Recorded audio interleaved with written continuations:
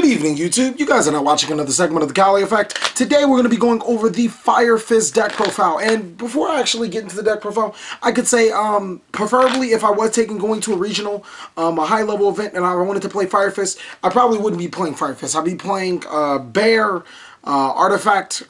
Bear, Trap Tricks, Hands, which, you know, is formerly known as Fat, but you take the artifacts out and you put the Hands and the Trap Tricks and you keep going from there. Just because the engine does, it's really well, it does a lot of great things. It creates mismatches to the opponent, but for the purposes of making Firefist competitive, I actually wanted to play Firefist, not, you know, a conjunction of a whole bunch of decks. So let's get down to the deck profile and just a deep side analysis on how the deck is played. Instead of the normal format, I'm just going to be laying down the Bear. You have your Gorilla, your Wolf Bark, your Dragon. This is going to be your 4-axis counterpart. This is going to make your rank 4 plays. You have your Spirit, your 3 Leopard, your 2 Rooster, and that's going to be your 3-axis counterpart. Now, just to let you guys know, your 4-axis counterpart is going to be making your Tiger King, which is probably the most important card in the deck. The Tiger King is going to fetch you another fire formation in order to set you up again. It also negates the opponent's face-up monsters, all face-up monsters that aren't Beast Warriors, so that effect can be pretty handy. And also, since we do play a shit ton of formations, if it's ever sent to the graveyard, keep in mind that it's a when you can effect, so it has to be the last thing that happens. But when it's sent to the graveyard, you can send 3 fire formations to special summon 2 monsters with the same attack. We run 2 Roosters, 2 Bears, Gorillas, and those all, in Leopard, and all those monsters have the same attack that we can special summon. So this card really is like the heart and soul when you go into your 4-axis counterparts. Keep in mind, your Tinky is going to destroy your opponent's monster, fetch you your Bear is going to destroy your opponent's monster, fetch you to Tinky. Tinky's going to get the Bear. You have that going on here. Gorilla is great back row disruption. Cold Soldier Wolf Bark is to revive any of your 4-axis monster, and Dragon serves 2 main purposes in here. First and foremost, he fetches fire formation trap cards to feed for Tiger King, and secondly, he's another quote-unquote copy of Wolf Bark, being able to special summon any of your Firefist, as opposed to just level 4 Beast Warrior monsters, and then allow you to go into another play. Next, you have the Leopards, which are essentially the Stratos of your deck. They're going to fetch you all your fire formations. Then you have your Spirit, which is going to be opening up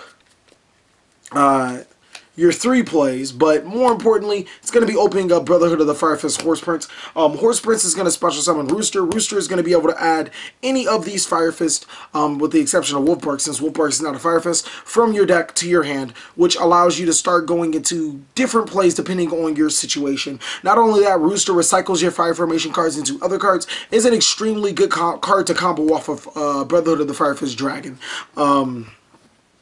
The last part of the engine is the Hands. Now, there's a couple of reasons why I run Hands. The biggest reason why I run Hands is to combat the opponent's hands.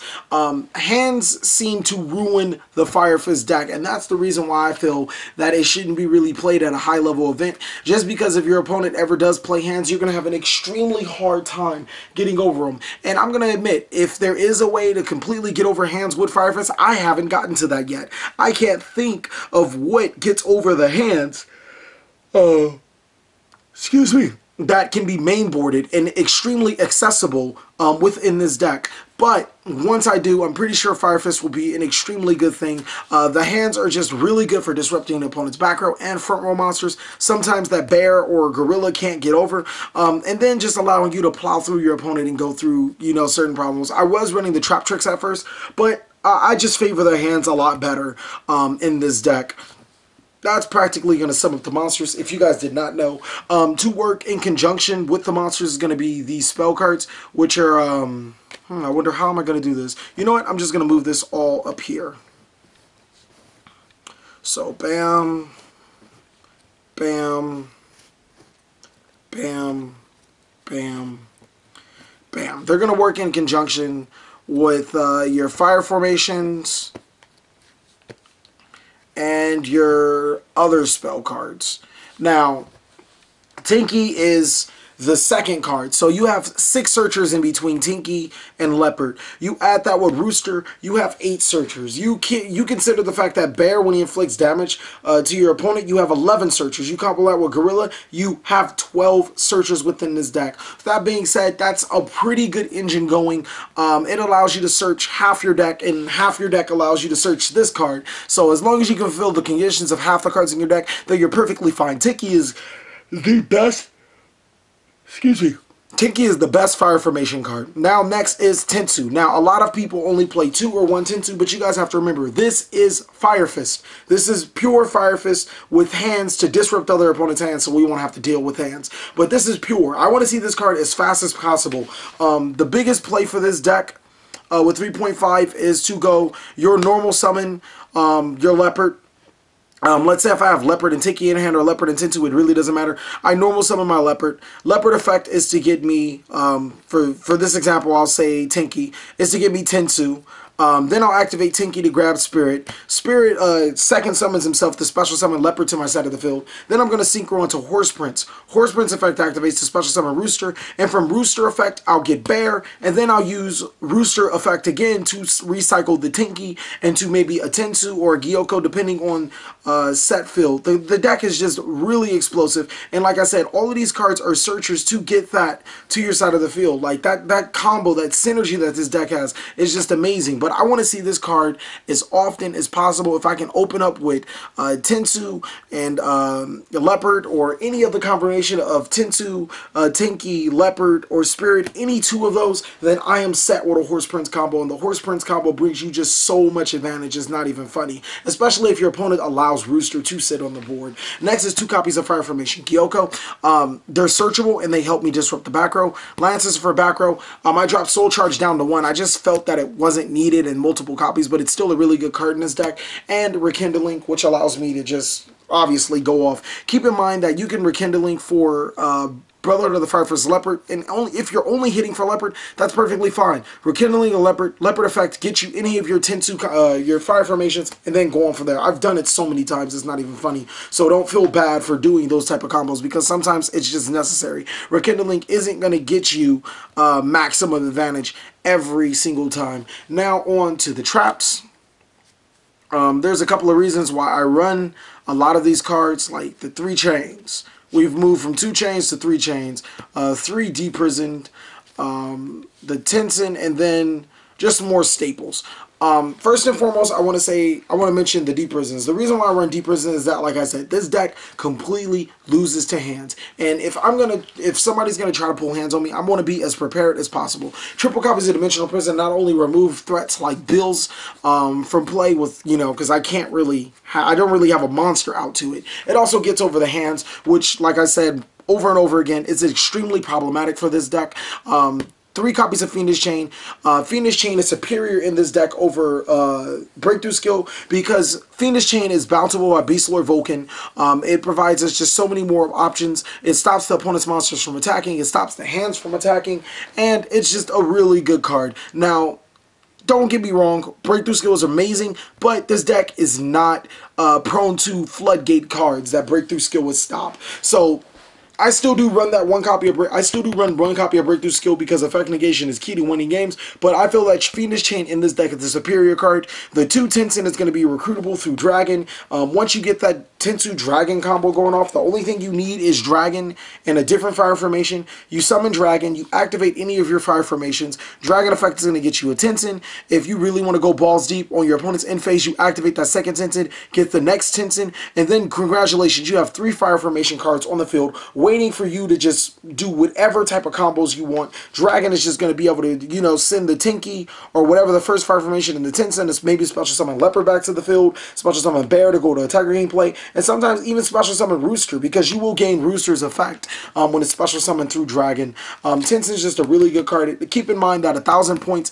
is extremely good when you can set up with a Horse Prince, a Tension, a Tensu face up, and a Rooster. Your Rooster is going to be almost untouched when your opponent attacks into it, because it's going to be 2,500 attack points.